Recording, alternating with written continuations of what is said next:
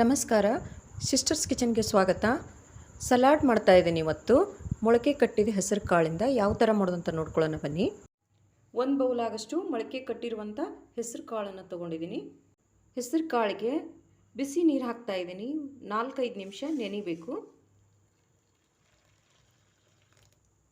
ಹೆಸರು ಕಾಳು ಮುಳುಗುವಷ್ಟು ನೀರು ಹಾಕಿದ್ದೀನಿ. ಇದರಲ್ಲಿರುವಂಥ ನೀರೆಲ್ಲ ತೆಗಿತಾ ಇದ್ದೀನಿ. ಒಂದು ಸ್ಟೇನರ್ಗೆ ಹಾಕೋತಾ ಇದ್ದೀನಿ. ಮಿಕ್ಸಿಂಗ್ ಬೌಲ್ ತೊಗೊಂಡಿದ್ದೀನಿ, ಅದರಲ್ಲಿ ಹಾಕ್ತಾ ಇದ್ದೀನಿ. ಸಣ್ಣದಾಗಿ ಕಟ್ ಮಾಡಿ ಇಟ್ಕೊಂಡಿರುವಂಥ ಸೌತೆಕಾಯಿ ಹಾಕ್ತಾ ಇದ್ದೀನಿ. ಸ್ವಲ್ಪ ಟೊಮ್ಯಾಟೊ, ಬೇಯಿಸಿ ಇಟ್ಕೊಂಡಿರುವಂಥ ಕಾರ್ನ್ ಹಾಕ್ತಾ ಇದ್ದೀನಿ. ಕ್ಯಾರೆಟ್ ಹಾಕ್ತಾ ಇದ್ದೀನಿ, ತುರಿದಿಟ್ಕೊಂಡಿದ್ದೀನಿ. ಸ್ವಲ್ಪ ಕೊತ್ತಂಬರಿ ಸೊಪ್ಪು, ಸ್ವಲ್ಪ ಚಿಲ್ಲಿ ಪೌಡ್ರ್ ಹಾಕ್ತಾ ಇದ್ದೀನಿ.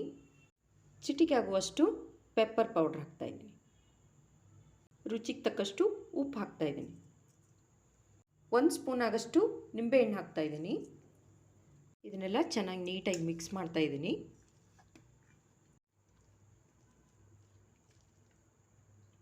ರೆಡಿಯಾಗಿರುವಂಥ ಮೊಳಕೆ ಕಟ್ಟಿದ ಹೆಸರು ಕಾಳು ಸಲಾಡು ರೆಡಿಯಾಗಿದೆ. ತುಂಬ ಚೆನ್ನಾಗಿ ಬಂದಿದೆ. ನೀವು ಒಂದು ಸಲ ಟ್ರೈ ಮಾಡಿ. ಇಷ್ಟ ಆದರೆ ಲೈಕ್ ಮಾಡಿ, ಸಬ್ಸ್ಕ್ರೈಬ್ ಮಾಡಿ. Thank you.